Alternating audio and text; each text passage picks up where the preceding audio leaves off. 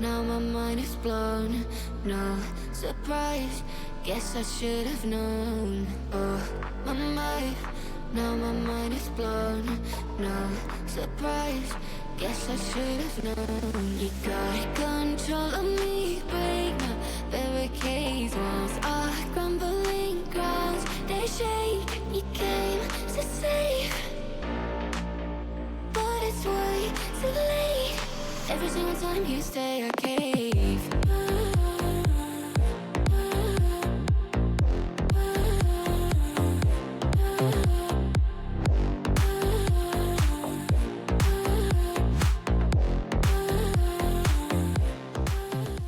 Hello and welcome to Neurodivergent News.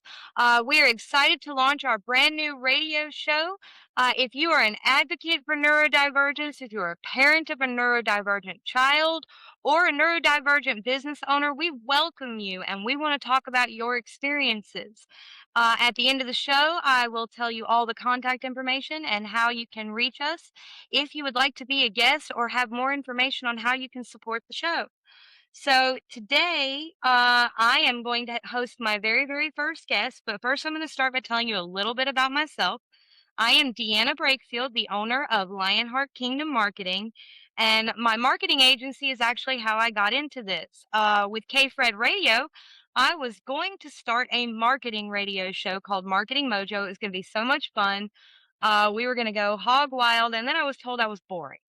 Um, that was not something that I wanted to hear, but that's okay because from that same radio show where they told me I was boring, I told them the story of my family. So I am an ADHD mom. My husband has Asperger's syndrome. I have 7 children. We are a blended family, so we have a few adopted. We have 1 from a previous marriage and 3 together. And 6 of my 7 children are neurodivergent, and they are all different and special and unique. So while I was talking about my family, they said I got really excited and really animated, and this is what I should do. So today's guest is on his website, he has it very prominently displayed. He is here to empower the adult autistic community to live confidently. And I absolutely adore his message. He's the host of his own podcast called Your Confident Autistic Life. Chris Mitchell, thank you for joining us today. Thank you so very much for having me today. And you're not boring. I just want to throw that in there for you. Thank you. So tell us a little bit about your confident autistic life and the message you're trying to get out there. Awesome. I'd be happy to do that. And thank you for allowing me to speak to your wonderful, amazing audience of people who are listening today. And my story is basically, I was born with some complications from what's called congenital rebellious syndrome, CRS. So I have multiple disabilities, but the one we're probably going to focus in on the most is my neurodivergent. But just a little backstory, I'm also visually impaired. And I am physically disabled. I don't know why I forgot that for a moment, but I did. I had a brain fart. Yeah, so I'm also neurodivergent. I was a late diagnosed, or am, never figured out the tense of that. Anyway, a late diagnosed autistic adult, was diagnosed in June of 2024. We're taping this in September, so it's been about 3 months. But even though the late diagnosis, you're not late diagnosed. You are autistic since birth. But the reason they missed it during my childhood is the spectrum was so... yeah, this is an audio one, and we're doing it in Zoom, and I'm doing hand gestures, and you all can't see this, but it used to be so narrow. And it's expanded. They have a better understanding of the spectrum now. So I did not qualify to be autistic by the standards in 1970. I'm a dinosaur. I was born in 1968. And so, because that was more for people who were maybe nonverbal, more aggressive, violent, some of the more negative stereotypes we have about the autism community. But as they expanded and realized the spectrum is so much bigger, I fell into the spectrum. And I should have been in the spectrum when I was younger, because it explained a lot of my behaviors and a lot of my problems as a kid. I got, well, I don't say expelled. I like putting it this way. I was invited to seek education elsewhere 3 times during my academic career. Oh, wow. See, that's more more positive than saying he was expelled. Because those kind of things that when people say you're expelled, that's a negative label and that tears people down. So I'd rather say I was given the opportunity to seek education elsewhere. Had a lot of behavior issues, and always struggled with making friends and keeping friendships. So I've had a lot of the typical things that people with on the neurodiverse spectrum struggle with. As I know, I was diagnosed with ADHD in 2001, I believe it was. And we're not 100% sure I'm really ADHD or just autistic or a little bit of both. But it does keep my life exciting. It's been exciting for me and my wife. She's been on the roller coaster with me for over 20 years. Love her for it and all that. But I do struggle with some of the things that people who are autistic struggle with. I have sensory issues. Noise really bothers me. I live in a house. My mom lives, shares a house with us. My wife is on long-term disability. She's battling stage 4 metastatic breast cancer. My mom is 80, going to be 86 next week. She'll love me for saying that. And they both love having the TV on 24 hours a day. For my wife, it distracts her from the pain that she's in. And for my mom, she has tinnitus, and it helps distract her from the ringing in her ears. For me, 2 TVs on 24 hours a day is murder on my ears and my senses. I want to scream. So there are times I go around in the house with headphones on to try to block it out. My wife's aware of it. So, and my wife and my mom try to keep the TVs down, but I can still hear it at night. It's like, no more TV. I would love to throw the thing out over the house. So I do struggle with that. And I struggle with a lot of anxiety. One of the ways that I kind of manage my anxiety, I'm holding a needle ball. You get these at Walmart, the little blue squeezy things. Well, they can other colors. I got blue because my favorite color, as well, if you were seeing this right now, you could tell my office is entirely blue. I love blue. It's a soothing color for me. So that's I agree with that. a little roundabout, a lot of stuff about me thrown at you at once. So I'm hoping somewhere in there you find an answer or something you can key off for so we can go on with a conversation. No, absolutely. You were talking a little bit about your challenges with sound. It is my experience that most neurodivergent individuals, regardless of where they fall in whatever category they are, Hmm. there is some sensory overload that Yeah. occurs in some function. And I agree. For me, it's noise, but I can also use it as a tool because Mhm. if I get it just right, it drowns everything out and I can hyper focus. Yes, I can too. I have You can't hear it because I got it wired up weirdly, so it will not come across on the podcast on the radio show. I have some music, some relaxation music I have playing in my headphones that I can hear. You can't hear, and that kind of helps me stabilize when I'm doing things. And I love music. Music is helpful to me, but there's sometimes silence is good, and I just need a break from all that noise at times. I don't always get it, but yeah, I do use sound as well to help regulate. I know some people in the spectrum are bothered by light. I have some problem with light. I have a baseball cap on because of the big light in front of me here as we do this because we're doing it via Zoom, like I said earlier. And I've always wore a baseball cap to help cut down light because that bothers me. When I go in the store, and there are so many things in the store. I get overwhelmed by all the input, all the visual input in the store. So usually when I go into the store, I have my headphones on with some music going on to help me stay regulated so I don't have a meltdown. I've had one meltdown. My wife sent me to the store to get crackers. You know how many boxes of crackers are out there, people? There's a whole big shelf full of crackers. So I got there. I started having a meltdown. Like, there's too many. But I came up with a solution. I grabbed my cell phone. I called my wife. She was at home. She was not feeling well. That's why she sent me to the store. I grabbed the guy who was working in the store and I said, "My wife wants crackers. She's going to tell you what she wants. Grab them and put them in my cart." And we solved, and the guy was frightened, but we Oh, did get it resolved.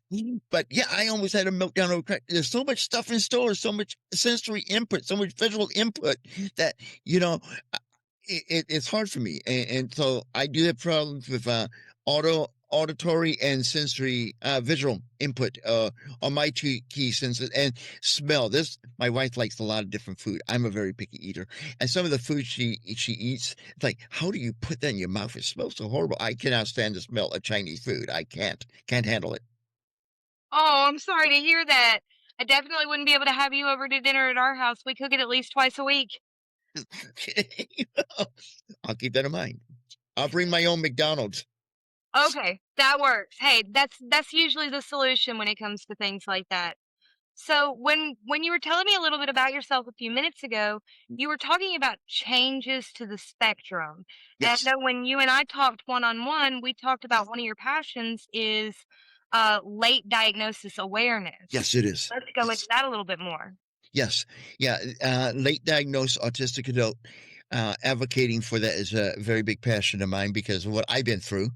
I'm 58, as I mentioned earlier in this interview, and finding out that I was on the spectrum, and we can go into the journey if we want to a little bit later, but finding that out was like, now everything in my life makes sense. And I went through 58 years of my life not fully understanding who I was, why I behaved the way I was, why I reacted the way I was. And I know I'm not the only person who's been missed. We've been getting a lot of late diagnosed autistic adults lately because of the fact the spectrum has changed over the years and evolved. Now, the problem is, first of all, that you have to go through, maybe you want to tell your doctor or family, you may experience rejection. People saying, "Oh, you can't be autistic," or your doctor says, "No, that's not possible," and that will shoot you down. And many people, I know for myself, I don't like. I'm very uncomfortable with confrontation, and I don't like. And I know it's part of life. Okay, I don't like rejection, but it's hard for me. Let's just put it that way. And when that happens, that shoots you down. But you got to persevere through that. Then your next hurdle is finding somebody who will assess an adult. Most people who are qualified to assess autism can do children, but not adults. And maybe some of them will do adults, and then you're in a room with a whole bunch of toys, which could be fun, but then again, it could be embarrassing too. Then comes the biggest problem. Will my insurance cover this? Most, unfortunately, from what I understand, do not want to cover it. And you can wind up with a $5,000 bill just to find out if you're autistic or not. Uh, and that's horrible. Insurance companies should pay for that. It will finding out that you're late diagnosed will give you peace of mind. Well, actually, now that let's say you're diagnosed, late diagnosed autistic, it will give you the confidence to know, I know who I am. I know why I'm this way. I can live authentically because I know exactly who I am, because our self-identities are so important to ourselves. We need to know these things, and we need insurance companies not to say this is unreasonable. This is something that is needed, because it's not just about physical health. If we have good mental health, we're going to be in a position where we can take better care of our physical health, and we'll save the insurance companies money, money, money. And the insurance companies love saving money, money, money. I just spent an hour on the phone call with the insurance company this morning to try to get them to pay for one of my wife's medicines this morning. They love saving money. They hate spending it. I discovered that today. You're very right. That's one of the things that I've talked to with several people, which I'm not an insurance professional, so I can't speak to it directly, but I've heard them say that they don't like to test adults because then that means that we're going to file for therapies and for resources that we weren't previously using. When no, for many of us, it like you said, it's just about the peace of mind of Mm-hmm. there's nothing wrong with me. I'm just a little different. Right. Yeah. There's nothing wrong with anyone. We're all unique individuals. I wrote in a book that I published, self-published a while back, called Success Starts with Self-Confidence, that every one of us is unique as a snowflake on a winter morning. There's no two people that are alike. Even twins are not alike. There are little subtle differences. We all are, and we need to understand ourselves. We need to know who we are and why we tick, and what motivates us, what challenges us, and not run from those challenges, but say, that's challenging. I'm going to run, I'm going to embrace it. Because a lot of people look at things and say, oh man, that's an obstacle. And when you see an obstacle, you see the big thing in front of you, you can't get around. But when you see it as a challenge, hey, that's something I can take on. And I tell people I eat challenges for breakfast because they taste better than Cheerios. I love that. So, okay, let's veer off course just a little bit for just a Okay. second before we get serious. What would you say is the weirdest hobby that you have that's probably a result of you being autistic? Now, there's a stereotype, and I hate stereotypes because then we start stereotyping people and labeling people, and that's horrible. But it does seem to be common. A lot of people in the autism community are very interested in the trains. I'm not. Okay. I like trains a little bit, but my favorite interest, and oh yeah, it's a radio podcast. Why go and dig it up? I collect toy replica buses. school buses, city buses. I have a screensaver off camera here on my TV here in the office that's rotating pictures of city buses. I love those. I love bus schedules. I know it's weird. I love that. I love what I love about it, not just bus schedules. I used to collect TV guides. I love radio. I love television because of the routine. Everything was measured at a certain time. This happens, certain time that happens. And for me, when I know what's going to happen, I'm calmer. If you put me in a situation like, okay, we're going to go out to a restaurant, my wife and I don't know that restaurant at all, I get really anxious. I don't know. Do I sit down or do I go to the counter and order? Do I wait to be seated? Do I seat myself? What do I do? It's overwhelming. I like structure. I like routine, and buses are very soothing and tranquil to me. I used to take one to school with me when I was in second grade. A little plastic bus into the school told me that's not appropriate for your age, which how do you know it's appropriate for my age? I know because I'm this age and it's appropriate for me. And I just love looking at the bus schedules and knowing at a certain time this is going to happen. I used to work in radio knowing that at 48 after the hour, we have to do a commercial break, have to do weather. Top of the hour, you have to do a legal ID. At 20 after the hour, you have another commercial break. At 35 after the hour, another commercial break with a weather update. So everything was structured. I love that structure. And I find that in buses and bus schedules and television schedules and radio schedules, things like that. I love the structure, and that's one of my little quirky traits. Okay, that's very cool. I was going to ask you what era of buses are your favorite buses, or what country buses? I have I started collecting school buses because they're the easiest to find. I have a Matchbox car, Greyhound bus. I have a couple of those, and I started collecting replica city buses, mainly from the United States.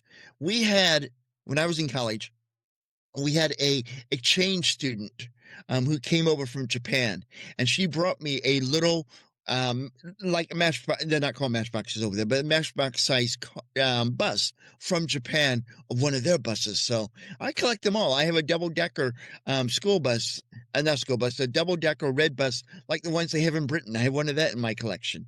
So any kind of bus out there, I just love how they're all pretty much the same shape, but they can have some unique designs on it, and the logos on the buses, especially if it's blue. Love those things because they're blue is so soothing for me. In case I haven't mentioned that today, Maybe once, maybe once. maybe once. Okay, Okay, so time to get a little bit more serious. okay, sure. Tell me about your coaching business. What is it that you're really trying to accomplish right now for yourself and your clients?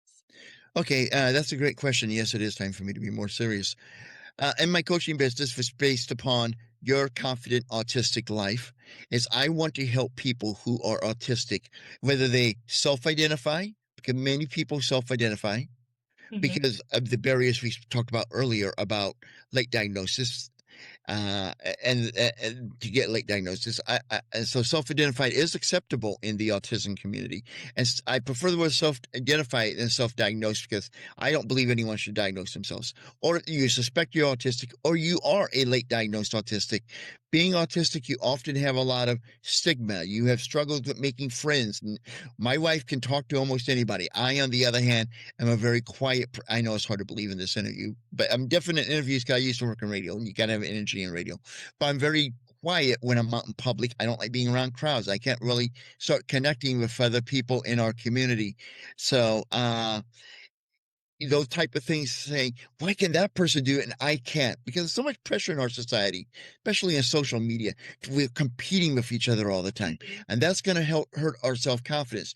Even just the label of being called you're autistic can damage you, can make you feel less confident, unequal to everybody else. So I came up with these 10 steps, which have come from my life of overcoming all my barriers and obstacles in my life. And that will help people discover, develop, and grow their self-confidence. Look, I'm 58. I look back upon my life and ask myself two questions. One, everything that I achieved in my life, what made that possible? Self-confidence. Everything that I fell short of, what was the cause of that? Lack of self-confidence. So self-confidence is the key to success in life. I don't want anyone else to get to my age and have regrets about things that they did not do or did not take a risk to do because of any disability, in particular being autistic. And I want them to have the confidence to know that they are worthy of doing anything they want in their life. They may just have to. I describe myself this way: I can do anything anyone else can do. I just may have to find a different way to do it, and that's all it's all about. And I want to help people discover that confidence and help them find that. I can't give it to anyone. I can help you find it within you, because self-confidence comes from within. If you depend on somebody else to always give you the self-confidence, if that person leaves your life, you're up a creek. So you got to find it within yourself, and that's what I do. I strive to help people discover, develop, and grow their self-confidence. We start by accepting who we are. We start with self-talk. We start with affirmation statements. Affirmation statements are a great way to start developing and discovering, developing, and growing your self-confidence. Creating some affirmation statements, having them up around you, reading them, saying them out loud during the day to help you gain that confidence you need. We start with affirmations, and we build from there through 10 steps to the point where we are now comfortable not just advocating for ourselves and our needs, but comfortable stepping outside of our comfort zone and taking on new challenges and risks so we can continue to grow, including our self-confidence. Can you give us a couple of examples of affirmation statements that you use on a daily basis? The best affirmation statements I find are the ones that begin with I, or in particular, I am. Like, I'm an amazing person. I am a good husband. I am someone worth being loved. I am a caring person. Or I may be autistic, but I can still do things that others can do. Or some people, and I know some get a little bit bothered by this word, but I'm going to say it anyway. My autism is my superpower, because one of the things that with my autism is I can listen to I can listen to details, and I can spot little things. I was working at a radio station, and I think it's because of my autism. I was walking through the lobby, and they were playing a tape. Somebody had made a new commercial, and they were just going through it, make sure it's all done before we put it on the air. And I said, "Wait a minute." They said a different phone number the second time they repeated the phone number.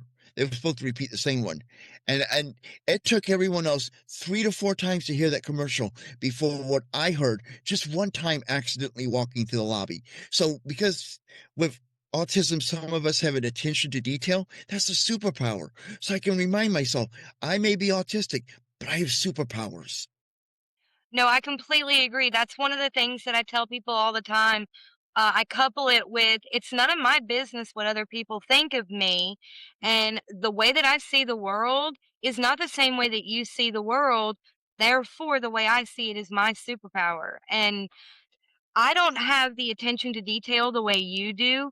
I see spectrum details. I see Mhm. a whole bunch of stuff and see that doesn't fit, but I don't process the details, like, I don't retain it, and it makes me crazy. Yeah, I hate things that are. I looked at some toys for stimming toys on the internet, and I like one, maybe two colors. Some of them are like 6, 7, 8 colors in them, no pattern whatsoever. And like, that's too much visual noise for me. I can't handle that. I just can't. Now, the point you were saying a moment ago about how you reacted to people, I tell my clients this, I tell everyone this. When someone says something to you that tears you down, makes you feel bad, don't let someone else's opinion of you become a fact that you believe about yourself. That's very powerful. Oh my goodness. Say that one more time for my audience. Don't let someone else's opinion, in this case negative, don't let someone else's opinion become a fact that you believe about yourself. Yes, that is, I think, the smartest thing that either one of us has said all day. So we are getting close to our time. Is there Okay. anything else that you would like to tell my audience, including how to get in touch with you? Awesome. Yes, I have a wonderful YouTube channel. It's growing really great, and I'm excited about it. Called The Confident Autistic. It's on YouTube, obviously, and it has great videos that I share my life as an autistic adult, and I share videos to help you discover, develop, and grow your self confidence as a autistic adult. I also have a free resource of 31 affirmations so you can start living your confident autistic life, and that's available at my website, which is where you can connect with me, and that is the confident autistic theconfidentautistic.com. And on there, you will find up at the top, all over the site, get your free resource today. So go ahead and get that. It's a free gift to you from me, and it will help you start your journey on becoming a very self-confident autistic adult. And if you're a parent and your kids, these information may help your kids too. So you may want to get this and share them with your kids. Absolutely. Research shows the younger we get them, the more influence that we have on them and the more positive change we can make. Absolutely. All right. Well, I want to thank you so much for your time today, Chris. Hopefully, I can have you on again in the future. We wish you well in all of your wonderful endeavors. All of his contact information will also be available on the blog on the kfred.com website. So thank you so much for your time, and everyone have a blessed and glorious day. You got